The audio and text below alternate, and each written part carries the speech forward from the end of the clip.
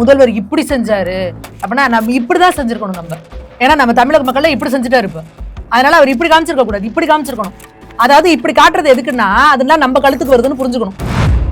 பூரா பொண்டாட்டிலாம் தாலி எடுத்துட்டு கருப்பு புடவை கட்டிட்டு மூலி மாதிரி சுத்திட்டு இருக்கணும், கழுத்துல காதுல ஒண்ணும் போடாம பொட்டு வைக்காம. இவங்க வீட்டு பொண்டாட்டிங்களாம் தொங்க தொங்க தாலி போட்டுட்டு நல்லா தலை நிறைய பூ வச்சுட்டு, நம்மலாம் கூட ஸ்டிக்கர் போட்டு வச்சிருக்கோம். அவங்களாம் ஆர்த்தடாக்ஸா குங்கும போட்டு தான் வைப்பாங்க, குங்கும போட்டு வச்சு ஆச்சாரமா இருப்பாங்க. அப்ப யாரை லூஸ் ஆக்குறீங்க? துர்கா ஸ்டாலின் கோவிலுக்கு போறது சரி நம்ம பாக்குறோம், விஜய் இன்னைக்கு திருச்செந்தூர் போயிருக்கிறாரு. அதை தாங்க சொல்றேன், அவங்களுக்கு எல்லாத்துக்குமே லைம் லைட்ல இருக்கணும். விஜய் வந்து இந்த தடவை வந்து ஒரு மிகப்பெரிய ஒரு கேம் சேஞ்சர். இந்த தடவை வந்து திமுக, ஆனா அவர் பிரிக்கிற ஓட்டு எல்லாம் யாரோடதுன்னா திமுகவோட ஓட்டு. சரி, இவரோட பையன் பிரகஸ்பதி இருக்கிறாரு பாருங்க, உதயநிதி, அவரோட கையிருப்பு 50,000. அவர் எங்க போயிருக்காரு? துபாய்க்கு போயிருக்காரு. 50,000 இருந்தா துபாய்க்கு போயிடலாமா? அவர் அங்க துபாய்க்கு போயிட்டாரு. அப்ப இவங்க மக்கள் எல்லாம் என்ன நினைச்சிட்டு இருக்கிறாங்க? எத்தனை இந்து கோயில்களை இடிச்சானுங்க, அதை சொல்ல உனக்கு துப்பு இருக்கா? நீ ஆம்பளையா? ஆம்பளையா இருந்தா படையெடுத்து யார் யாரெல்லாம் இந்தியா மேல படையெடுத்து வந்தாங்க, அவங்க என்னென்ன அநியாயம் எல்லாம் பண்ணாங்க, இவன் அவுரங்கசீப் என்னென்ன பண்ணான், சொல்ல தைரியம் இருக்கா உனக்கு? சொன்னா பிரகாஷ்ராஜ் ஆம்பளை நான் ஒத்துக்கிறேன். ராமரும் லட்சுமணனும் வந்து படையெடுத்து வந்தாங்களா? எப்படி? அப்ப முட்டாள்தனமா? அப்ப நீ முட்டாளா இல்ல மக்களை முட்டாளாக்கணும்னு நினைக்கிறியா? பிரகாஷ்ராஜ் எல்லாம் இப்ப இன்னைக்கு செத்து போனார்னா இன்னும் 10 வருஷம் கழிச்சு யாருன்னு கேட்பாங்க, யாருன்னு கூட தெரியாம போயிடும். ஆனா 1000 வருஷம் ஆனாலும் இன்னமும் நீ ராமனை பத்தி தான் பேசிட்டு இருக்கல, அதனாலதான் அவர் வந்து தெய்வமா நாங்க வச்சு வழிபடுவோம். இன்னை வரைக்கும் அவங்களுக்கு பேசுறதுக்கு வேற டாபிக் கிடையாது. அதுதான் இவங்களோட லட்சணம்.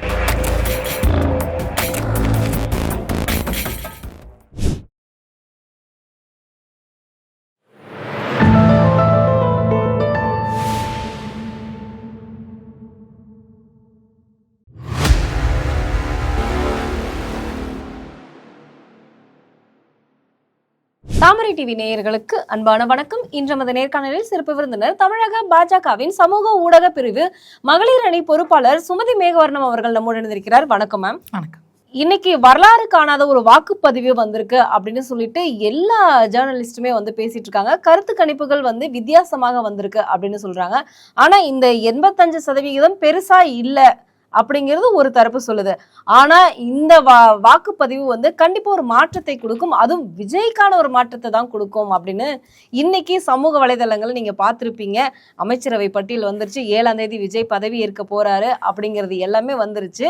இது எல்லாம் நீங்க பார்க்கும் பொழுது உங்களுடைய கருத்து, அப்பா ஒரு மாற்றம் விஜய் வந்தாலும் பரவாயில்ல அப்படிங்கிற மாதிரி இருக்கா? இந்த சின்ன பசங்கள்லாம் சேர்ந்து கூட்டாஞ்சோறு ஆக்கி சாப்பிடுவாங்க. அது நீங்கள் பார்த்தீங்கன்னா அங்கே இருக்கிற அந்த இலையை உருவி கொஞ்சம் எதனாவது தண்டை கிண்டை போட்டு மண்ணை போட்டு அவங்க வந்து சமையல் மாதிரியே செய்வாங்க. ஆனால் அதை சாப்பிட முடியாது. அந்த மாதிரி இன்றைக்கி இந்த பசங்க வந்து பயங்கர ஆர்வக்குளரில் வந்து அடுத்த அமைச்சரவை உத்தேச வேட்பாளர் பட்டியல் பார்த்துருக்கோம், உத்தேச அமைச்சரவை பட்டியல்லாம் வெளியிட்டு அவங்க வந்து பயங்கரமாக ஒரு என்டர்டெயின்மெண்ட், அவ்வளோதான், வேறு என்ன சொல்கிறது. அந்த பசங்க அட்லீஸ்ட் அரசியல் எதையாவது ஒரு கவனம் செலுத்துறாங்களே அப்படின்ற அளவுக்கு ஒரு சந்தோஷப்பட்டுக்கலாம். வேற ஒன்றும் அதில் வந்து இது கிடையாது. நீங்கள் சொல்கிறது சரி, விர்ச்சுவல் வாரியர்ஸ் வந்து இந்த மாதிரி பண்ணுறாங்க அப்படின்னு கூட நம்ம எடுத்துக்கலாம், குழந்தைங்க மாதிரி வந்து பண்ணுறாங்க அப்படின்னு. ஆனால் அதில் முக்கியமாக வந்து ஒரு சிறந்த பேச்சாளர்னு கூட நம்ம சொல்லலாம். வைகோக்கு அப்புறம் வந்து இவர் சூப்பராக பேசுவாருப்பா, நாஞ்சில் சம்பத் அப்படின்னு சொல்லக்கூடிய அவரே வந்து 7ஆம் தேதி பதவி ஏற்க போறாரு அப்படின்னு சொல்லியிருக்காரு. ஆமாம், அவர் அந்த கட்சியில் இருக்காரு, அப்படி தானே சொல்லி ஆகணும். விசிகாவில் இருக்கிறவங்களா இருந்தாலும் சரி, யாராக இருந்தாலும் சரி, யார் அடுத்துனா எந்த கட்சியை சார்ந்திருக்கீங்களோ அவங்க ஆமாங்க நாங்கள் தான் அடுத்து வருவோம்னு தான் சொல்லி ஆகணும். இல்லைங்க நாங்கள் தோற்று போயிடுவோம் அப்படின்னு சொல்லுவாங்களா? நீங்கள் எல்லாருமே கருத்து கணிப்புன்னு எடுத்துக்கோங்க. பர்சன்டேஜ் வேணா மாறலாமே ஒழிஞ்சு சிலர் 8ங்கிறாங்க, சிலர் 10ங்கிறாங்க, 15ங்கிறாங்க, சிலர் 20 வரைக்கும். இல்லை விஜய்க்கே ஃபேவராக இருக்கவங்க கூட 24, 25, அதிகபட்சம் போனால் ஒரு 25ங்கிறாங்க. அதுவே அதிகம், 20 தாண்டாது. நீங்கள் ஆட்சி அமைக்கணும்னா உங்களுக்கு எவ்வளோ வேணும் பர்சன்டேஜ்? கட்டாயம் நீங்கள் ஒரு 35 தாண்டணும், 30யாவது தாண்டணும். அப்போ தான் அங்கே ஏதாவது ஒரு பெரிய ஒரு சேஞ்ச் ஆகும். இங்கே 25 தொடுறது அப்படிங்கிறதே வந்து ஒரு பெரிய இது. ஆனால் கேம் சேஞ்சரா அப்படின்னா கண்டிப்பாக வந்து விஜய் வந்து இந்த தடவை வந்து ஒரு மிகப்பெரிய ஒரு கேம் சேஞ்சர். இந்த தடவை வந்து திமுக, ஆனால் அவர் பிரிக்கிற ஓட்டு எல்லாம் யாரோடதுன்னா திமுகவோட ஓட்டு. ஏன்னா திமுகக்குள்ளே இருக்கிற சிறுபான்மையினர்கள் ஓட்டாகட்டும், திமுகவில் இருக்கிற இளைஞர்களோட வாக்கு, திமுகவில் இந்த தடவை பயங்கரமாக வந்து பட்டியலின மக்கள் வந்து கடுமையான மன உளைச்சல் இருந்தாங்க. ஆனால் அவங்களுக்கு வேறு ஆப்ஷன் கிடையாது. ஏன்னா அவங்களால ஏடிஎம்கேக்கோ இல்லை பிஜேபிக்கோ ஓட்டு போட முடியாது. அப்போ எங்களுக்கு ஒரு மாற்று இது வேணும் அப்படிங்கிறப்ப அவங்களோட சாய்ஸ் எல்லாமே என்னவாக இருந்ததுன்னா தாவேக்காவாக இருந்தது. அப்போ திமுகவில் ஒரு பெரிய கூடாரத்தை வந்து காலி பண்ணியிருக்கிறாரு விஜய். ஏன்னா திமுகவுக்கு இந்த இவ்வளோ நாள் இருந்த திமிர் தண்டை என்ன அப்படின்னா, சிறுபான்மையினர்கள் நாங்கள் இப்படி தான் ஆட்சி நடத்துவோம், ஏதாவது பண்ணினா பாரு பாஜக உள்ள வந்துடும் உன்னை மிரட்டுவோம், உனக்கு வேறு வழியே கிடையாது, நீ எங்களுக்கு தான் ஓட்டு போட்டாகணும். ஆனால் இந்த 5 வருஷத்தில் சிறுபான்மையினருக்கு நீங்கள் என்ன பண்ணீங்க?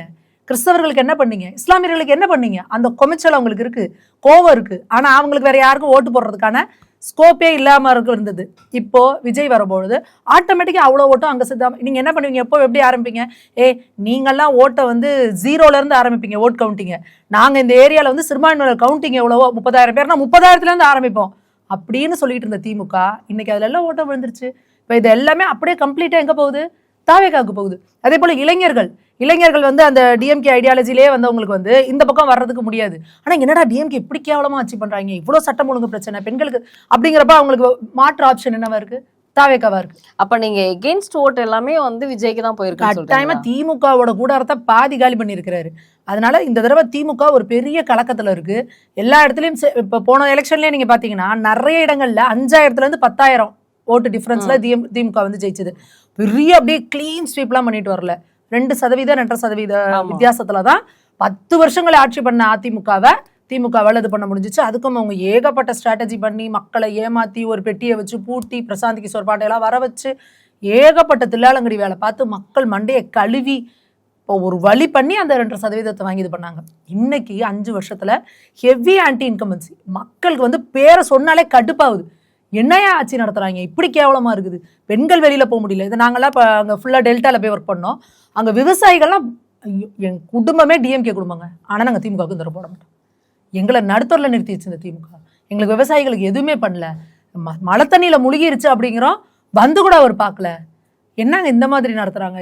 இப்படிலாம் இருக்கு. இந்த மாதிரி ஒரு ஆட்சியை நாங்க பார்த்ததே இல்லைங்கிற அளவுக்கு கடுமையான அதிருப்தியில இருக்கிறாங்க விவசாயிகள்ல இருந்து. அப்ப நீங்க இந்த பக்கம் படித்த இளைஞர்கள்ல இருந்து ஒரு பாமர மக்கள் வரைக்கும் திமுக வேண்டாம் அப்படிங்கிறதா இந்த முறை தமிழக மக்கள் எடுத்த முடிவு. அடுத்தது இந்த பர்சன்டேஜ் அதிகமானது அப்படின்றது வந்து எஸ்ஐஆர் வந்து நிறைய வந்து போலி வாக்காளர்களை, அந்த டபுள் என்ட்ரி இருந்தவங்களை, இறந்து போனவர்களெல்லாம் நிற்கிருக்காங்க. எதுக்காக திமுக தையா தக்கான குதிச்சாங்க அப்படின்னா, செத்து போனவங்க ஓட்டெல்லாம் வந்து இவங்க போட்டு வச்சிருவாங்க கள்ள ஓட்டா. அதெல்லாம் இன்னைக்கு போட முடியாது. டபுள் என்ட்ரி ஓட்டு, இங்கே ஒரு ஓட்டு அங்கே ஒரு ஓட்டு போடலாம், அதெல்லாம் போட முடியாது அப்படின்றதுனால தான் திமுக எதிர்த்தாங்க. இன்னைக்கு இந்த எஸ்ஐஆர்னால தான் இந்த அளவுக்கு கிளியரான ஒரு ஓட் பர்சன்டேஜ் வந்திருக்கு. அப்பயும் கூட பல இடங்கள்ல வந்து 6 மணிக்கு மேல உள்ள வந்து எல்லாரும் சீல் வச்சுட்டு போனதுக்கு அப்புறம் சீலை உடைச்சதாகட்டும், தாமரைக்கு ஓட்டு போட சொன்னப்போ ஒரு மாற்றுத்திறனாளி தாமரைக்கு ஓட்டு போட சொன்னப்போ அந்த அதிகாரி வந்து உதயசூரியனுக்கு போட்டிருக்கிறாரு. ஒரு அம்மா வந்து ஒரு பூத்துல இருக்க அந்த அவங்க அதிகாரி வந்து பாத்தீங்கன்னா இருக்கிற கவுண்டிங்கோட 9 கவுண்டிங் அதிகமா வந்து ஓட்டு இதாயிருக்கு. இந்த மாதிரி நிறைய வேலைகளை வந்து உள்ள திமுக பண்ணிட்டு தான் இருக்கு. நீங்க கிளியரா ஆட்சி கொடுத்துருந்தீங்க அப்படின்னா ஏங்க உங்களுக்கு இவ்வளவு பயம்? நீங்க தோக்க போறோம்னு உங்களுக்கு பயம் வந்துருச்சு. அதுக்கு நீங்க என்னென்னலாம் குட்டிக்காரன் அடிக்க முடியுமோ நீங்க பூத்து லெவல்ல அடிக்கிறீங்க. அடுத்து கிளாம்பாக்கத்துல 1.5 நாளா நிக்கிறாங்க மக்கள் போராடிக்கிட்டு. அவங்கள நீங்க ஊருக்கு போக விடல. எதுக்கு ஊருக்கு போறவன் எதுக்கு போறான்? ஆட்சி நல்லா இருக்குன்னா ஓகே அப்படின்னு தான் இருப்பாங்க. இந்த ஆட்சி வேணாம் அப்படின்னு உனக்கு ஓட்டு போடக்கூடாதுன்ற முடிவுல தான் அங்க போறாங்க. அப்ப அவங்கள போட விடக்கூடாது அப்படிங்கிறது. அப்ப இந்த மாதிரியான திருகுதால வேலைகள் இதெல்லாம் பண்ணிட்டு நாங்க தான் நல்லாட்சி கொடுக்குறோம், அடுத்த 5 வருஷமும் நாங்க தான், அது 200க்கு மேலேயும் நாங்க தான் அப்படின்னு நீங்க ஒரு கனவு உலகத்துல வாழ்ந்தீங்கன்னா அப்ப பாக்குற மக்கள், இங்க இருக்கிற அரசியல் விமர்சகர்களாகட்டும், இங்க அரசியலை கவனிச்சுட்டு இருக்கவங்களாகட்டும், 10 வருஷம் அதிமுக இருந்து கூட உங்களால எவ்வளவுதான் வாங்க முடிஞ்சிச்சு? 133 தொகுதிகள் தான் வாங்க முடிஞ்சு. நீங்க இப்ப எப்படி 200 வாங்குவீங்க? Heavy anti incumbency. மக்களுக்கு அவ்வளோ வெறுப்பு அதிருப்தியில இருக்கிறாங்க. அப்போ இன்னும் இந்த தடவை பாருங்க, சாதாரணமா ஆண்களை விட பெண்கள் கிட்டத்தட்ட ஒரு 3% அதிகமா வந்து போய் ஓட்டு பதிவு பண்ணிருக்காங்க. அப்ப இது எதை காட்டுது? பெண்கள் பெரும்பான்மையா வந்து வாக்களிக்கிறாங்கன்னா உங்களுக்கு என்ன அர்த்தம்? திமுகவுக்கு ஆப்புன்னு அர்த்தம். அப்படி இருந்தாலும் ஆனா இது வந்து என்டிஏ கூட்டணிக்கு விழாம தாவேகாக்கு தான் அதிகமா விழுந்திருக்கு அப்படிங்கறது தான் இன்னைக்கு சொல்லக்கூடிய ஒரு செய்தி. அப்படி கிடையாது. நீங்க இந்த பெண்களை பொறுத்த வரைக்கும் எப்படின்னா, ஒரு பாதுகாப்பான ஆட்சின்னா அது வந்து ஏடிஎம்கே ஆட்சி. இப்போ விஜய் சொன்ன மாதிரி வந்து டிஎம்கேக்கும் டிவிகேக்கும் தான் வந்து போட்டி. எதுலன்னா ஓட்டை பிரிச்சுக்கிறதுல அவங்க போட்டி. ஓட்டை யார் எடுத்துக்கணும், நான் என்னோடதுங்கிறதுல அவங்க இதா இருந்தாங்க. இன்னொன்னு கடைசி 2 நாள்லாம் பாத்தீங்கன்னா அவர் வந்து எனக்கு கொள்கை எதிரி வந்து பிஜேபி அப்படின்னு கடைசி நாள்ல எடப்பாடியார் அவர்களை வந்து இது பண்றாரு, அடிக்கிறாரு எல்லாம். அப்போ இங்க இருந்து வேணான்னு திமுக ஓட்டு போடுறேன்னு போவாங்கல்ல, அப்ப அவங்களும் என்ன பண்ணுவாங்க ஆட்டோமேட்டிக்கா? சொல்ல வரத பார்த்தா என்டிஏவை மக்கள் செலக்ட் பண்ணவே இல்ல, டிஎம்கே வேண்டாம்னா டிவிகே அப்படின்னு செலக்ட் பண்ணிட்டாங்கன்னு சொல்ல வரீங்களா? என்டிஏக்கு விழுற ஓட்டு சிந்தாம என்டிஏக்கு தான் விடும். ஏன்னா ஏடிஎம்கேக்கு ஓட்டு போடுறவங்க பாத்தீங்கன்னா அந்த ஏடிஎம்கே அப்படிங்கிற ஐடியாலஜியில தெளிவா இருக்கக்கூடியவங்க, ஏடிஎம்கேட ஆட்சியில பெனிஃபிட் அடைஞ்சவங்க, ஏடிஎம்கே ஆட்சி எப்படி இருக்குன்னு பார்த்தவங்க. அதே போல பாஜகவுக்கு ஓட்டு போடுறவங்கன்னு பாத்தீங்கன்னா தேசியவாதிகள். இங்க மோடி அவர்கள் இருக்கிறதுனால எவ்வளவு நலத்திட்டங்கள் நமக்கு கிடைக்கும், எப்படி கிளீனான ஒரு கவர்னன்ஸ் கிடைக்கும், ஊழல்ங்கிற பேர் கூட இல்லாம இருக்கும்னு அந்த ஒரு சித்தாந்த ஐடியாலஜிக்கலா இருக்கிறவங்க. அவங்க இங்க இருந்து போய் விஜய்க்கோ இல்ல சீமானுக்கோ இல்ல திமுகவுக்கோ போகவே மாட்டாங்க. அவங்க தலைகீழா நின்று குட்டிக்காரன் அடிச்சாலும் சரி, விஜய் வீட்டுக்கு வந்து பிஜேபிக்காரங்க வீட்டுக்குள்ள வந்து நின்று அண்ணா எனக்காக போடுங்கன்னா கூட பிஜேபி ஓட்டு ஒரு ஓட்டு கூட கண்டிப்பா வந்து தாவேக்காக்கு போகாது. அதே போலதான் பாமகல இருக்கிறவங்களுமாகட்டும், அவங்க எவ்வளோ ஒரு இதுல இருந்து அவங்க அன்புமணி ராமதாஸ்ல இருந்து, அதுக்கு முன்னாடி ராமதாஸ் ஐயா காலத்துல இருந்து அவங்க மிகப்பெரிய ஒரு இதுல இருந்து வந்தவங்க. அப்ப அப்படி இருக்கிறவங்க இந்த சைடு இருக்கிற எல்லாமே ஒரு இன்டாக்டா ஒரு கரெக்டான அந்த கூட்டம். அப்ப இங்க போறது எதுன்னு பாத்தீங்கன்னா, இந்த திமுகலையும் இல்லாம என்டிஏலையும் இல்லாம சாமானிய பொதுமக்கள் இருக்காங்கல்ல, எலெக்ஷனுக்கு முத நாள் நான் முடிவு பண்ணுவேன் யாருக்கு போடலான்னு பார்க்கலாம் அப்படின்னு இருப்பாங்கல்ல அவங்க. அதுல பெண்கள் பெரும்பாலும் யாரை டிசைட் பண்ணுவாங்க அப்படின்னா, அம்மா ஆட்சி. அவங்களுக்கு என்னன்னா, ஏடிஎம்கே ஆட்சி காலத்துல நம்ம சேஃபா இருப்போம், டிஎம்கே ஆட்சிக்கு வந்தாலே பிரச்சனைங்கிறது அவங்களுக்கு தெரியும். இந்த முறை நடந்த பிரச்சனை, இந்த பெண்களுக்கு எதிரான பாலியல் குற்றச்சாட்டுகள், கொலைகள், குழந்தைங்க கூட வெளியில போக முடியல அப்படிங்கிறது வந்து பெண்கள் மத்தியில ஒரு கடுமையான அதிருப்தியை உண்டு பண்ணிருக்கு. அது போற இடங்கள்லாம் களத்துல தெரிஞ்சுது. என்னடா ஒரு 80 வயசு பாட்டிக்கு கூட பாதுகாப்பு இல்லை, என்னடா இப்படி கேவலமான ஆட்சி நடத்துறானுங்க. அப்ப ஆட்டோமேட்டிக்கா ஒரு சாமானிய மக்கள் டிஎம்கேலன்னா யாருக்கு போடுவாங்க? ஏடிஎம்கேக்கு தான் போடுவாங்க. ஓகே, இவங்க ஆட்சிக்கு வந்தா. அது இல்லாம அவர் அறிவிச்ச நலத்திட்டங்கள், ஏகப்பட்ட நலத்திட்டங்கள். பெண்களுக்கு வந்து 10,000 ரூபாய் வந்தோன்னு நாங்கள் ஒரு குடும்பத்துக்கு கார்டு கொடுப்பேன்னு சொன்னதாகட்டும், ஃப்ரிட்ஜ் கொடுப்பேன்னு சொன்னதாகட்டும். இவர் 1,31,00,000 பேர் தகுதியுள்ள குடும்ப தலைவிக்கு தான் நீங்க வந்து பணம் கொடுப்பேன் நீங்க 2,000. அவர் அனைத்து ரேஷன் கார்டில் இருக்கவங்களுக்கு 2,000 கொடுக்குறேன்னு இருக்காங்க. திமுக பண்ண இன்னொரு பெரிய தப்பு என்னன்னா, இந்த எல்லாருக்கும் கொடுப்பேன் 1000 ரூபான்னு சொல்லிட்டு 1,31,00,000 பேருக்கு கொடுத்துருக்காங்க. மீதி எத்தனை பேர் இருக்காங்க? ஒட்டுமொத்த வாக்காளர்கள் கிட்டத்தட்ட ஒரு 2,60,00,000 பேர் இருக்காங்க, பெண் வாக்காளர்கள். அப்ப நீங்க வாங்கினவே வாங்கி செலவு பண்ணிட்டு ஜாலியா இருப்பான், வாங்காதவனுக்கு எவ்வளவு கடுப்பு இருக்கும். அதுவும் நீங்க 5,000 ரூபாய் போட்டு விடுறீங்க. 5,000 ரூபாய் போட்டு விட்டதுதான் நான் பெரிய மாஸ்டர் ஸ்ட்ரோக்குன்னு நினைச்சிருக்காங்க. அது அவங்களுக்கு பெரிய ஸ்ட்ரோக். அது என்ன பிரச்சனைனா, கடுப்பாயிட்டாங்க சாமானிய மக்கள். ஆனா இப்ப கூட வந்து அவங்க கொடுக்கக்கூடிய அந்த 8,000 ரூபாய் கூப்பன் வந்தா எல்லாருக்குமே கிடைக்கும் அப்படின்னு சொல்லிருக்காங்க. ஆமா, அந்த கூப்பனை வச்சு என்ன பண்ணுவீங்க? அந்த கூப்பன்னால எவ்வளவு பிரச்சனை, குழப்பம். மக்களே சொல்றாங்கல்ல, இந்த கூப்பன் எடுத்துட்டு போய் எங்க கொடுக்கணும், எங்க கொடுத்தா நீங்க பணம் கொடுப்பீங்க, பணம் கொடுப்பீங்களா இல்ல பொருளா கொடுப்பீங்களா? எனக்கு ஒரு பொருள் 5,000 ரூபாய்க்கு போதும், நான் 5,000 வேண்டாம், மீதி 3,000 கையில கொடுப்பீங்களா? இல்ல எனக்கு ஒரு பொருள் 12,000க்கு நான் எடுக்கிற பொருள் 12,000ங்கிறாங்க, அப்ப அந்த 8,000 போக அந்த 4,000 நான் எப்படி கட்டணும்? எவ்வளவு கேள்விகள் இருக்கு. இதுல நீங்க சில கடைகள் சொல்லுவீங்க, அந்த ஷாப்ல கொண்டு போய் கொடுக்கணுமா, அந்த ஷாப்பை தேடிட்டு போய் இவங்க கொடுத்தாங்கன்னா இல்லைங்க இந்த டைம்ல இல்லை. எவ்வளோ அலைக்கழிப்பு இருக்குங்க. நீங்க சாதாரணமா ஒரு 6,000 ரூபா அந்த வீட்டுக்குள்ள தண்ணி பூந்துருச்சு அப்படின்றப்ப கொடுக்கறதுக்கு அந்த மக்களை அத்தனை நாளை அலைய விட்டு அவங்க கையில கொடுத்தீங்க. இந்த கூப்பனை தூக்கிக்கிட்டு மக்களை அலையிறது இது அவங்க வேலையா? இது ஃப்ரிட்ஜ் வீட்டுக்கு வந்து சேர்ந்துரும், அவ்வளவுதான். அவ்வளவு கிளியரா இருக்காங்க. அது மட்டும் இல்லாம நீங்க 8,000 ரூபாய்க்கு கூப்பனை தான் தரங்கிறீங்க, அவர் 10,000 ரூபாய் காசை தரேன்ட்டாரு. 10,000 ரூபாய் காசு எடுத்துட்டு போய் நான் எனக்கு என்ன வேணுமோ வாங்கிக்குவேன், கூட ஒரு காசை போட்டு 1 கிராம் நகையை கூட வாங்கி வைப்பேன் அப்படின்னு யோசிப்பாங்க. பெண்கள் எப்பவுமே கிளியரா யோசிப்பாங்க. இந்த சுத்தி வளைச்சு அந்த இக்கு போடுறது, கீழே ஸ்டார் போடுறது இதெல்லாம் இல்ல. இன்னொன்னு இந்த 1000 ரூபாய் கொடுக்குறேன்னு சொல்லி தகுதியுள்ள மகளிர்னு சொன்னதுல இருந்தே பெண்களுக்கு திமுக மேல நம்பிக்கை போயிருச்சு. ஐயே இவனுங்க வாயை திறந்தா போய் தான் பேசுவானுங்க, ஒன்றும் செய்ய மாட்டாங்க அப்படிங்கிறது வந்து பெண்கள் கிளியரா வந்துட்டாங்க. 2வது தாலிக்கு தங்கம் கொண்டு வரேன்னு சொல்லியிருக்கிறாரு, ஸ்கூட்டி மானியம் திருப்பி கொண்டு வரேன்னு இருக்காரு, அம்மா மினி கிளினிக்கை திரும்ப கொண்டு வரேன்னு சொல்லியிருக்கிறாரு. இப்படி பெண்களுக்கான ஸ்கீம்ஸா அடிக்கிட்டு இறங்கிட்டு கொண்டு வந்து அப்ப என்ன யோசிப்பாங்க? இப்ப வீட்டுக்கார ஒரு ஆட்டோ ஓட்டி பொழைச்சிக்கலாம் அப்படின்னா ஆட்டோவுக்கு மானியம் 75,000 கொடுக்குறேங்கிறாரு. அப்ப எல்லா வகையிலும் பெஸ்டா இருக்கிறது எது? ஏடிஎம்கே. அங்க போவோம், அவ்வளவுதான். அப்ப மக்களோட சாய்ஸ் இதுதான். நடுவுல வாலட்டைலா இருக்கிறவங்கள, திமுகவோட அதிருப்தி வாக்குகள், திமுகவுக்கு வேணாம் நான் எங்கேயும் போக மாட்டேங்கிறவங்க ஃபுல்லா விஜய்கிட்ட போய் குமிச்சிட்டாங்க. இப்போ நீங்க அப்படி சொல்றீங்க, ஆனா இன்னைக்கு ரொம்ப ஸ்போர்ட்டிவா எந்த விஷயத்தையுமே வந்து நாங்க ஈஸியா ஹேண்டில் பண்ணிடுவோம், அது மட்டும் இல்லாம வெற்றி நமக்கு தான் அப்படின்னு வந்து ஏற்கனவே இப்படின்னு ஒரு சிம்பிள் கொடுத்துட்டு போனாரு நம்மளுடைய தமிழக முதல்வர். இப்போ வந்து இப்படின்னு ஒரு சிம்பிள் வந்து கொடைக்கானலுக்கு போறதுக்கு முன்னாடி வெற்றி நமக்கு தான் அப்படிங்கிற மாதிரியான ஒரு சிம்பிள் கொடுத்துட்டு போயிருக்கிறாரு. இதை நீங்க எப்படி பாக்குறீங்க?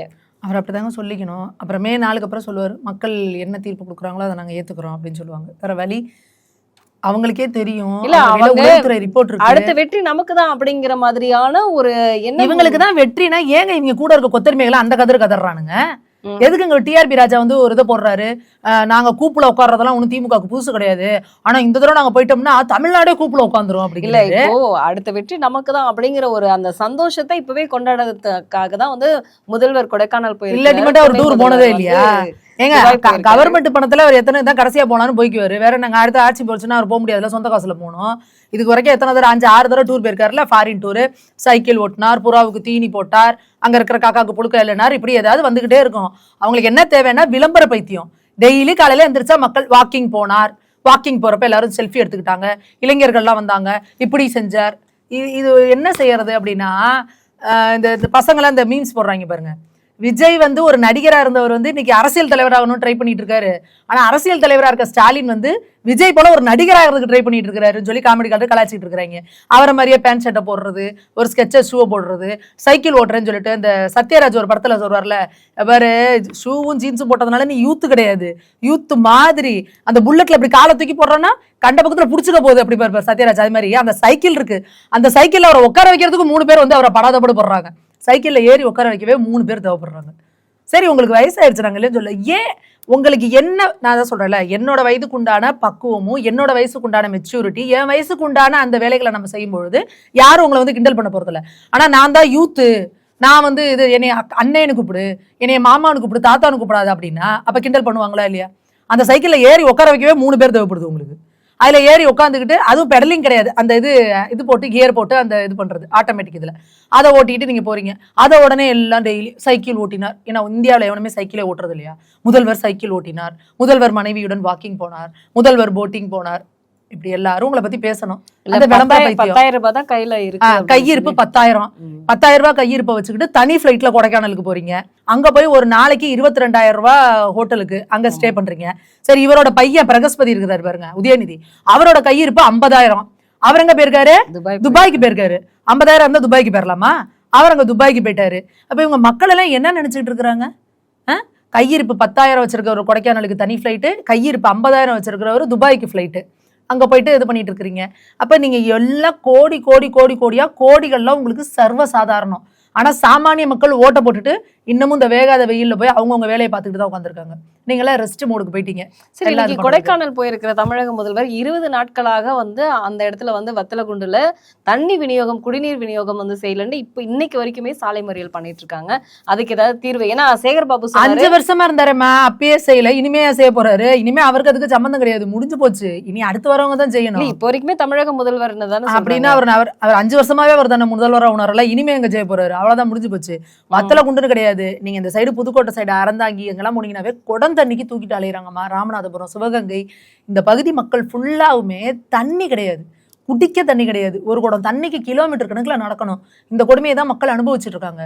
ஆனா இந்த மீடியாக்கெல்லாம் என்ன பண்ணிட்டு இருக்கிறாங்க? முதல்வர் என்ன பண்ணாரு, முதல்வர் எப்படி போனாரு, முதல்வர் எப்படி நடந்தாரு, எப்படி ஸ்டைலா கார்ல ஏறி உட்கார்ந்தாரு, முதல்வர் இப்படி செஞ்சாரு அப்படின்னா நம்ம இப்படிதான் செஞ்சிருக்கணும் நம்ம. ஏன்னா நம்ம தமிழக மக்கள்ல இப்படி செஞ்சுட்டா இருப்போம். அதனால அவர் இப்படி காமிச்சிருக்க கூடாது, இப்படி காமிச்சிருக்கணும். அதாவது இப்படி காட்டுறது எதுக்குன்னா அதெல்லாம் நம்ம கழுத்துக்கு வருதுன்னு புரிஞ்சுக்கணும். இப்படி இருக்கிறாருல, அப்ப என்னாச்சு, உன் கழுத்துக்கு நேரம் வருது. நம்ம கழுத்துல எல்லாத்துக்கும் இன்னைக்கு தமிழக மக்களை முடிச்சு விட்டுட்டாரு. அதனால மக்கள் புரிஞ்சுக்கணும், இந்த விளம்பர முகத்துக்கோ நீங்க இதெல்லாம் நம்பி உங்களுக்கு ஓட்டு போடுறது அப்படிங்கிறது நமக்கு நாமே வச்சுக்கிற கொல்லி அப்படிங்கிறத தமிழக மக்கள் புரிஞ்சுக்கணும். இந்த 5 வருஷத்துல பிராக்டிக்கலா புரிஞ்சுக்கிட்டாங்க. அதனால இனிமே வந்து அவங்க வந்து ஓட்டு போட மாட்டாங்க. இப்போ முடிஞ்சிருச்சு இந்த கொடுமையான. இன்னைக்கு சுற்றுலாவுக்கு போன இடத்துல வந்து இன்னைக்கு வரைக்குமே துர்கா ஸ்டாலின் வந்து முருகனை வந்து பிரார்த்தனை பண்றது, அவங்க வந்து கண்ணீர் விட்டு பூஜை செய்யறது, இது எல்லாமே நம்ம பார்த்துட்டு இருக்கோம். இதுல அடுத்தபடியாக வந்து விஜய் அவர்கள் இன்னைக்கு வந்து திருச்செந்தூர் முருகனை வந்து வேலை வச்சுட்டு ஒரு விஸ்வரூப தரிசனம் வந்து கொடுத்திருக்கிறாரு அப்படின்னு தான் இன்னைக்கு ஹைலைட் நியூஸ். இதுதான் முருகனை வந்து இந்த 2 கட்சிகளுமே தேடி போய் இன்னைக்கு வழிபடுறாங்க அப்படிங்கிறது. இதை நீங்க எப்படி பாக்குறீங்க? அதுதான் சொல்றேன், காலம் ஃபுல்லா சாமியை திட்டுவாங்க, சாமியே இல்லைம்பாங்க, கோயிலுக்கு போறவங்களாம் முட்டா பயம்பாங்க. அப்புறம் இவங்களே போய் கோயில்ல போய் நிக்கிறாங்க அப்படின்னா அப்ப யாரு லூசுன்னு நினைக்கிறாங்க அப்படின்றது புரியல. அதுதான் நாங்க திரும்ப திரும்ப கேட்கிறோம். உங்களோட கொள்கையே சித்தாந்தத்தை உங்க வீட்டுல இருக்கிற பொண்டாட்டிக்கே உங்களால சொல்லித்தர முடியலன்னா நீங்க மத்த மக்களுக்கு என்ன சொல்லித்தர போறீங்க? அது ஒரு இயக்கமா வச்சு நடத்துறீங்க. அதுதான் எங்களுக்கு புரியல.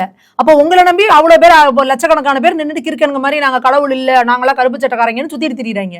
உங்க ஒய்ஃபு கோயிலுக்கு போறாங்க, அதை நீங்க படம் பிடிச்சு பெருமையா காட்டிக்கிறீங்க. இல்ல, அன்பில் மகேஷ் கூட கோயிலுக்கு போயிட்டு வந்தாங்க. ஆமாங்க, நான் என்ன சொல்றேன், ஒரு கொள்கையோ சித்தாந்தமோ உன் வீட்லயே உனக்கு ஏத்துக்கல, அதை நீ எப்படி ஊருக்கு வந்து நீ வந்து உபதேசம் பண்ணலாம்? அததான் நாங்க கேக்குறோம். நீங்க ஊர்லாம் தாலி அறுப்பு திருவிழா பண்றீங்க, துர்காமா என்ன பண்றாங்க, பிராமணர்களை நல்ல பிராமின் பொண்ணுங்களையோ கூப்பிட்டு ஒரு கன்னி பண்ணி உட்கார வச்சு சுமங்கலி பூஜை பண்ணி எல்லாருக்கும் தாலியும் புடவையும் கொடுக்குறாங்க.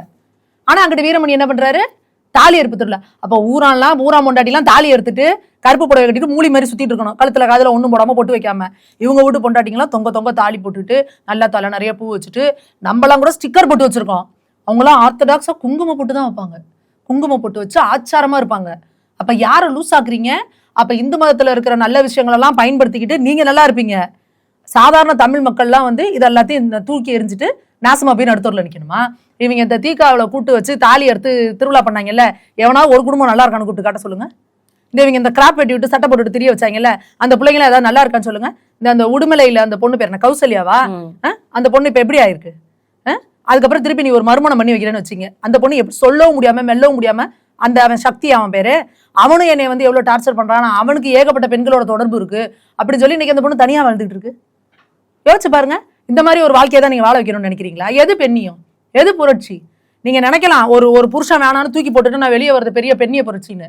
அந்த பொண்ணு எவ்வளவு கடுமையான மன உளைச்சலுக்கு ஆளாகணும் தெரியுமா? எவ்வளவு சொசைட்டல் பிரஷர் இருக்கு தெரியுமா? இல்ல யார் பாதுகாப்பு கொடுப்பா? அந்த பொண்ணுக்கு நீங்க பாதுகாப்பு கொடுக்குறீங்க. ஸ்டாலின் கோவிலுக்கு போறது சரி நம்ம பாக்குறோம், விஜய் இன்னைக்கு திருச்செந்தூர் போயிருக்கிறாரு. அதுதாங்க சொல்றேன், அவங்களுக்கு எல்லாத்துக்குமே லைம் லைட்ல இருக்கணும். நம்ம தினமும் ஏதாவது செஞ்சுக்கிட்டே இருக்கணும். நம்ம இன்னும் எலெக்ஷன் ரிசல்ட் வர வரைக்கும் நம்ம ஏதாவது லைம் லைட்ல இருந்துகிட்டே இருக்கணும். ஓட்டு போட்டு அதுதான் எங்களுக்கும் புரியல. ஓட்டு போடுறதுக்கு முன்னாடி போய் அங்க திருச்செந்தூர்ல அந்த வேலை தூக்கிட்டு நின்று இருந்தாராவது அவருக்கு பிரச்சனைங்க. அப்புறம் சிறுபான்மையினர் ஓட்டு விழாது அவருக்கு. அதனால எலெக்ஷன் முடிஞ்சோன்னு திருச்செந்தூருக்கு போயிருக்காரு. சரி, அப்படி ஏதாவது மாற்றம் வந்துருமா? என்ன வரப்போகுது? இன்னும் முருகன் வந்து வேலை அப்படியே சைன்னு அனுப்பி எல்லா இவிஎம் மிஷின்லயும் மாத்திடுவாரா? அதெல்லாம் நடக்காது. இவருக்கு என்னன்னா, திருச்செந்தூருக்கு முன்கூட்டியே அங்க போயிருந்தாருன்னா சிறுபான்மையினர் ஓட்டு திமுக இருந்து பிரிஞ்சு இவருக்கு வராது. அதனால எலெக்ஷன் முடிச்சதுக்கு அப்புறம் வேண்டுதல் வச்சிருந்திருப்பாரு. அதை வேண்டுதல தான் நிறைவேற்றுறதுக்கு அங்க போயிருப்பாங்களா இருக்கும். இங்க எல்லாருமே வெளியில நான் தான் கோவிலுக்கு ரிசல்ட் வந்தோன்னு தான் போனோம். அது எதுக்கு போனாரோ அவரதான் கேட்கணும். இங்க எல்லாருமே நாங்க தான் மிகப்பெரிய பகுத்தறிவு பகலவன்கள், நாங்கெல்லாம் கடவுள்லாம் கும்பிடுறது கிடையாது, இதெல்லாம் மூட நம்பிக்கைன்னு சொல்றவங்க பாத்தீங்கன்னா, பொண்டாட்டியை விட்டு கமுக்கமா வீட்டுல வச்சு பூஜை பண்ணி ஹோமம் வளர்த்து யாரு நக்கீரன் கோபாலன் முதற்கொண்டு ஆர்த்தடாக்ஸ் ஐயரை வீட்டுல கூட்டு வந்து ஸ்பஷ்டமா சமஸ்கிருதம் மந்திரம் சொல்லி வீட்டுல ஹோமம் வளர்க்குற அயோக்கியங்க எல்லாம். ஆனா வெளியில பேசுறதெல்லாம் சாமானிய தொண்டர்களை குற்ற உணர்ச்சிக்கு ஆளாக்கி வீட்டுல சாமியை வைக்காத, அப்படியே முன்னாடி சாமி போட்டோ வச்சிருந்தா அதுக்கு பக்கத்துல பெரியார் போட்டோ வை, கலைஞர் போட்டோ வையின்னு சாமானிய தொண்டர்களை நீங்க இன்னைக்கு கிராமத்துக்குள்ள போய் பாருங்க. டெல்டா பகுதியில எல்லாம் பொண்டாட்டி வந்து பெரிய வெங்கடாச்சலபதி போட்டோ வச்சிருந்தா அங்க பெரியார் போட்டோ தூக்கி மாட்டிடுவாங்க. ஏன்னா இவருக்கு குற்ற உணர்ச்சி. ஐயோ பொண்டாட்டி நம்ம தலைவர் சொன்ன ஐடியாலஜியை மாத்தி இப்படி பண்றோன்னு. சாமானிய தொண்டனை வந்து இந்த கொள்கைகள் எல்லாம் பின்பற்ற சொல்லி நாசமா போகணும். ஆனா இவங்க வந்து ஆர்த்தடாக்ஸா இந்து மதத்தோட கலாச்சாரத்தை எல்லாத்தையும் கரெக்டா ஃபாலோ பண்ணி கரெக்டா வாழ்வாங்க. அவங்க பாருங்க ஓகோன்னு இருப்பாங்க. இன்னைக்கு பிரகாஷ் ராஜ் கூட ராமரும் லட்சுமணரும் வந்து பாத்தீங்கன்னா வடநாட்டுல இருந்து தென்னாட்டு ஆக்கிரமிக்க வந்தவங்க அப்படின்னு சொல்லிட்டு அவரு ஒரு பக்கம். பிரகாஷ் ராஜ் எல்லாம் ஒரு முட்டா பீஸுங்கிறத திரும்ப திரும்ப கமலஹாசன் வந்து ராஜராஜ சோழனை விட அதிக குடமுழுக்கு செய்தவர் சேகர் பாபு தான் அப்படின்னு சொல்றாரு. அது வந்து அதாவதுங்க நீங்க ஒரு விஷயம் புரிஞ்சுக்கணும். பிரகாஷ் ராஜோட அம்மா வந்து இறந்து போறாங்க. அப்ப அவங்கள வந்து கிறிஸ்துவ முறைப்படி அடக்கம் பண்றாரு. அதுக்கு என்ன பதில் சொல்றாரு? எனக்கு கடவுள் நம்பிக்கை கிடையாது, ஆனா எங்க அம்மாவுக்கு கடவுள் நம்பிக்கை இருந்தது, அதனால அதுபடி நாங்க பண்றோன்றோம். அந்த நொன்னையை தான் நாங்களும் சொல்லிட்டு இருக்கோம். அப்போ உங்க அம்மாவோட உணர்வு புண்படக்கூடாது. நீ வந்து கிறிஸ்துவ முறைப்படி அடக்கம் பண்ற. இல்ல அதெல்லாம் எனக்கு முக்கியம் கிடையாது, நான் வந்து ஒரு பகுத்தறிவுவாதி, நான் பகுத்தறிவுப்படி அப்படிதான் பண்ணுவேன், நீ பண்ணியா? இல்ல அப்ப அதே போல இங்க கோடிக்கணக்கான மக்கள் ராமனை கடவுளை நம்பி வணங்கிட்டு இருக்காங்க. அப்ப அவங்களோட உணர்வுகள் புண்படலாமா? ராமனு லட்சுமணன் படையெடுத்துட்டு வந்தாங்களா? அங்கிருந்து எதுக்கு படையெடுத்துட்டு வந்தாங்களா? அவங்க 2 பேரும் வனவாசம் போறதுக்கு ஒரு வில்லு அம்பியும் தூக்கிக்கிட்டு வந்தாங்க. இங்க அவங்க கூட இருந்தது கூட யாரு? வானர படைகள். அப்ப எப்படி நீ வரலாறு திரிக்கிற? வடநாட்டுல இருந்து தென்னாட்டை வந்து ஆக்கிரமிப்பு பண்ண வந்தாங்களா? இங்க ராமேஸ்வரம் கோயில்ல ஒரு சிவலிங்கத்தை வச்சு வழிபாடு பண்ணாரு ராமர். யாரு படையெடுத்து வந்தது? படையெடுத்து வந்தவெல்லாம் யாரு? அங்க இருந்து முகமது கோரியும் கஜினி முகமதும் இவனுங்கெல்லாம் படையெடுத்து வந்தானுங்கல்ல. எத்தனை இந்து கோயில்களை இடிச்சானுங்க. அதை சொல்ல உனக்கு துப்பு இருக்கா? நீ ஆம்பளையா இருந்தா படையெடுத்து யாரெல்லாம் இந்தியா மேல படையெடுத்து வந்தாங்க, அவங்க என்னென்ன அநியாயம் எல்லாம் பண்ணாங்க, இவன் அவுரங்கசீப் என்னென்ன பண்ணான் சொல்ல தைரியம் இருக்கா உனக்கு? சொன்னா பிரகாஷ்ராஜ் ஆம்பளை நான் ஒத்துக்கிறேன். ராமரும் லட்சுமணனும் வந்து படையெடுத்து வந்தாங்களே. எப்படி அப்ப முட்டாள்தனமா? அப்ப நீ முட்டாளா இல்ல மக்களை முட்டாளாக்கணும்னு நினைக்கிறியா? அப்போ உனக்கு இந்த மாதிரி செலக்டிவ் அம்னிஷியா இருக்கும். வெள்ளைக்காரங்கிறவன் யாரு? கிறிஸ்துவன் தானே. வெள்ளைக்கார கிறிஸ்துவன் எதுக்கு வந்தான்? நமக்கு சேவை பண்றதுக்கு வந்தானா? சேவை பண்ண வந்தான். வெள்ளைக்காரங்க வந்தப்ப நம்மள பிச்சை எடுத்துட்டு இருந்தோமா? இங்க வந்து இஸ்லாமியர்கள் படையெடுத்து இங்க வந்து கோடியா கொள்ளையடிச்சு போனதுக்கு அப்புறமும் நம்ம கிட்ட செல்வம் இருந்துச்சு. வணிகம் பண்றேன்னு தானே வந்தான். பிசினஸ் பண்றவன் எதுக்கிட்ட வருவான்? செல்வ செழிப்பா இருக்கவங்கள்ட்ட தான் வருவான். பிசினஸ் பண்றவன் யார்கிட்ட வருவான்? அப்ப வெள்ளைக்காரங்க வர வரைக்குமே நம்மள எப்படி இருந்தோம்? செல்வ செழிப்பா இருந்தோம். அவன் என்ன பண்ணான்? இஸ்லாமியர்கள் படையெடுத்து வரப்ப என்ன பண்ணான்? அவன் முரட்டுத்தனமா மூர்க்கத்தனமா அடிச்சான், கத்திய வச்சு வெட்டினா, மதம் மாறியா 2ஆ 3ஆ பொழக்கட்டுமான்னு கேட்டான், கோவில் அடிச்சு போட்டா எல்லாம் பண்ணான். இந்த வெள்ளைக்கார கிறிஸ்துவ என்ன பண்ணா? நயவஞ்சகமா நம்மள பிசினஸ் பண்றேன்னு பண்றது, நம்மளோட மன்னர்களையே மூலச்செலவு பண்றது, நமக்குள்ள மதம் மாத்துறது, நம்ம மதம் இழிவானதுன்னு சொல்றது, நம்மளோட பழக்க வழக்கங்களை இழிவானதுன்னு சொல்றது, இதெல்லாம் மூட நம்பிக்கைன்னு சொல்றதுன்னு நமக்குள்ள பூந்து நம்மளோட எஜுகேஷன் சிஸ்டத்தையே கம்ப்ளீட்டா காலி பண்ணி, அவன் வந்து எப்படி நம்மள வந்து நேரா அடிச்சு கொண்டான் அப்படின்னா, இவன் நரி மாதிரி நயவஞ்சகம் பண்ணி பகையாளி கூடிய உறவாடி கெடுன்னு கூட இருந்து கெடுத்தான். உனக்கு தைரியம் இருக்கு அதை பத்தி பேச? உங்க அம்மாவை கிறிஸ்துவ முறைப்படி அடக்கம் பண்ணேங்கிறிய. உங்க பாட்டி என்னவா இருந்தாங்க? உங்க பாட்டி இந்துவா தானே இருந்திருப்பாங்க. அப்ப யார் எந்த முறைப்படி எப்படி நீங்க மாறினீங்க? நீங்க பிறக்கிறப்பே நீங்களா பரம்பரையா கிறிஸ்தவர்களா? நீங்க பேச தைரியம் இருக்கா பிரகாஷ் ராஜுக்கு? எப்படி ராமர் வந்து படையெடுத்து வந்தாருங்க? எத்தனை இடங்களை கொள்ளையடிச்சாரு ராமர்? எத்தனை கோயில்களை இடிச்சாருங்க? சொல்லுங்க. அப்ப இந்த மாதிரியான முட்டா பீசுங்களை எல்லாம் வச்சுக்கிட்டு எங்கேயாவது காசால பிரச்சனைனா கட்டாம்பட்ட துண்டை போட்டுட்டு போய் நிக்கிறான். இதே இங்க வங்கதேசத்துல மக்களை வந்து இந்துக்களை கொள்றாங்க அப்படின்னா வாயை எங்க மூடிட்டு உட்காந்துருக்க? பகல்காம்ல வந்து இந்துவான பேண்ட கழட்டி பாத்துட்டு கொண்டான்ல, அதை பேச துப்பு இருக்கா உங்களுக்கு? ஆனா நீங்களே என்னத்தை பேசிட்டு உட்காந்துருக்கீங்க? ராமரை பத்தி பேசிக்கிட்டு இன்னமும் அததான் சொல்றேன்ல, ராமர் வாழ்ந்த காலம் வந்து சில பேர் 2000 வருஷங்கிறாங்க, சிலர் 5000, சிலர் 7000, சிலர் 13000 வருஷங்கிறாங்க. ஆயிரக்கணக்கான வருஷத்துக்கு முன்னாடி வாழ்ந்த ராமர் காலத்தாண்டா இன்னும் கழுவி குடிச்சிட்டு இருக்கீங்க நீங்களாம். அப்பெல்லாம் இந்த தெரியல அவர் தெய்வமா இருக்காருன்னு. பிரகாஷ் ராஜெல்லாம் இப்ப இன்னைக்கு செத்து போனாருன்னா இன்னும் 10 வருஷம் கழிச்சு யாருன்னு கேட்பாங்க, யாருன்னு கூட தெரியாம போயிடும். ஆனா 1000 வருஷம் ஆனாலும் இன்னமும் நீ ராமனை பத்தி தான் பேசிட்டு இருக்கல, அதனாலதான் அவர் வந்து தெய்வமா நாங்க வச்சு வழிபட்டு இருக்கோம். இன்னை வரைக்கும் அவங்களுக்கு பேசுறதுக்கு வேற டாபிக் கிடையாது.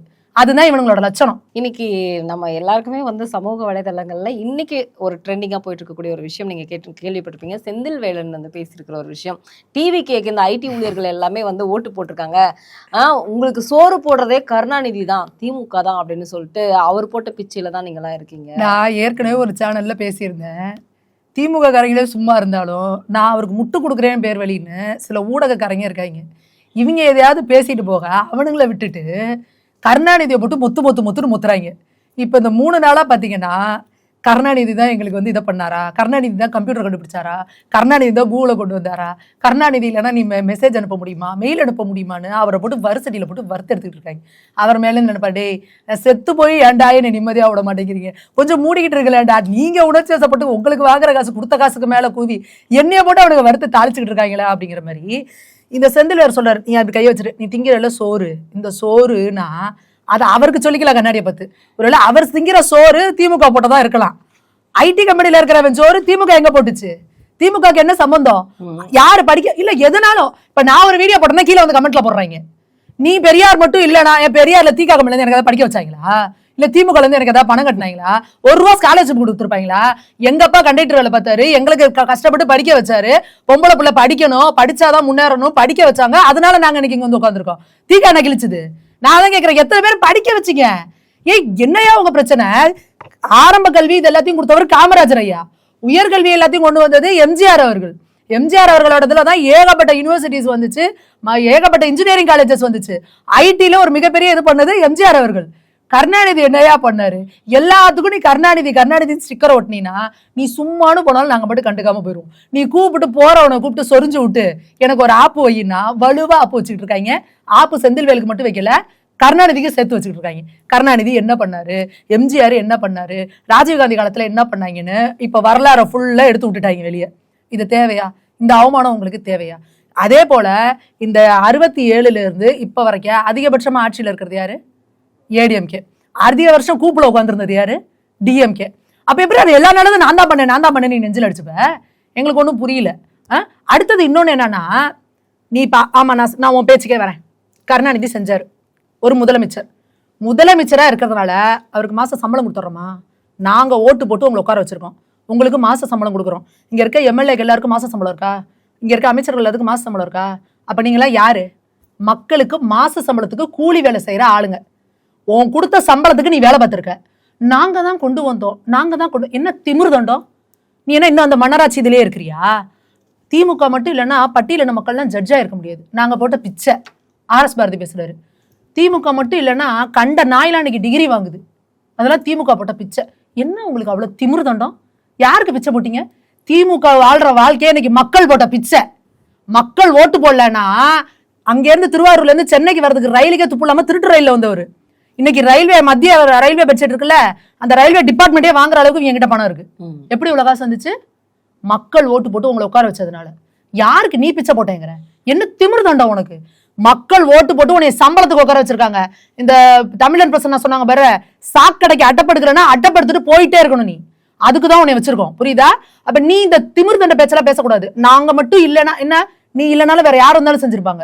ஏன்னா இந்தியாவில் அந்த டைம்ல அந்த ரெவல்யூஷன் வருது, ராஜீவ்காந்தி வந்து அந்த கம்ப்யூட்டர்ஸ் எல்லாம் இங்க கொண்டு வராரு, இந்தியா முழுக்க இது பண்றாங்க. நீ அவ்வளவு பேசுறல்ல, திராவிடம்னா எங்க? தமிழ்நாடு, இந்த பக்கம் கர்நாடகா, ஆந்திரா, கேரளா, நீங்க அவ்வளவுதான் இருக்கிறவங்களா இருந்தா மத்திய பிரதேச, உத்தரப்பிரதேச, பீகாரையும் கம்பேர் பண்றீங்கல்ல, ஏன் இங்க இந்த பக்கத்துல இருக்க பெங்களூரு, ஹைதராபாத், கேரளா இவங்களோட கம்பேர் பண்ணுங்க. இன்னைக்கும் ஐடி கம்பெனி எங்க? அது பெங்களூரு, இன்னைக்கு இன்னைக்கு ஹைதராபாத், ஆந்திராவுல ஓபன் பண்ணி ஆந்திரால. இதோ இந்த கூகுள் பிச்சை தமிழர் அவர் எங்க போய் ஆரம்பிச்சிருக்காரு? ஆந்திராவுக்கு போயிட்டாரு. உங்ககிட்ட வந்தா கமிஷன் எத்தனை % கமிஷன் கொடுப்ப? உன் லாபம் என்ன? அதுல எனக்கு என்ன கொடுப்ப? திருட்டு கூட்டம் எவன் பிசினஸ் பண்ணாலும் எனக்கு என்ன கமிஷன் வரும்னு துண்டை விரிச்சிட்டு போய் உட்காந்து உங்களால தமிழ்நாடு 20 வருஷம் பின்னாடி போனதான் மிச்சம். நீங்க என்னங்க தமிழ்நாடு பத்தி பேசுறதுக்கு என்ன யோகிதை இருக்கு? இன்னைக்கு பெங்களூர் மாதிரி கோயம்புத்தூர் ஆயிருக்கணுங்க. 96ல நீங்க ஆட்சி நடத்தல லட்சம் அவங்க குண்டு வெடிச்சு அவன் 15 வருஷம் கோயம்புத்தூர் பின்னாடி போய் கிடக்குது. அப்பயே அவங்க பொழைச்சு அவங்க மேல வந்துட்டு கிடக்குறாங்க. திமுகவால தமிழ்நாட்டுக்கு நஷ்டம் தான் ஜாஸ்தி. நீங்க பெரிய திமிர் தண்டை பேசிட்டு இருக்கீங்க பாருங்க. திமுக மட்டும் இந்த ஒரு 5 வருஷம் 5 டேர்ம் தமிழ்நாட்டை ஆழல அப்படின்னா தமிழ்நாடு இன்னும் பெரிய அட்வான்ஸ்ட் இதுல போயிருக்கும். 20 வருஷம் முன்னாடி எடுத்துட்டு வந்துட்டாங்க வச்சுட்டு என்ன திமிர் பேச்சு உனக்கு? நாங்க போட்ட பிச்சை என்ன பண்ணீங்க? கருணாநிதி பெரிய இவங்க சொல்ற மாதிரி ராஜராஜ சோழனா அவங்க அப்பாவோட அரண்மனையை வித்து மக்களுக்கு செலவு பண்ணாரா? ஒரே ₹1 உங்க கை காசை போட்டு செஞ்சிருப்பீங்களா தமிழக மக்களுக்கு? ₹1 நிறைய எல்லாம் வேணாம். ஒரே ₹1 எங்க அப்பா பாக்கெட்ல இருந்து எடுத்து தமிழக மக்களுக்கு கொடுத்தாரு. சொல்லுங்க, தைரியம் இருக்கா? நான் இறந்து போட அந்த கோபாலபுரம் வீட்டை நான் மருத்துவமனை ஆக்கினாரு. இப்ப வரைக்கும் மனசு வருதா உங்களுக்கு கொடுக்கறதுக்கு மக்களுக்கு? இல்ல உங்களுக்கு காசுக்கா பஞ்சம்? அந்த வீடு எல்லாம் உங்களுக்கு எல்லாம் ஏதோ ஒரு பட்டாணி மாதிரி மக்களுக்கு ₹1 குடுக்கறதுக்கு உங்களுக்கு யோகிதை கிடையாது, மனசு வராது. சினிமால உச்சபட்சம் என்ன உச்சத்துல இருந்தாரு கருணாநிதி? எம்ஜிஆர் மாதிரி இருந்தாரா? ஏன்னா எங்களால லூசு நினைச்சுக்கிட்டீங்களா? தமிழ்நாடு மக்கள்ல என்ன கோமாளையா இருக்கும்? இப்பதான் திடீர்னு போன மாசம் கண்ணு திறந்திருக்கோமா?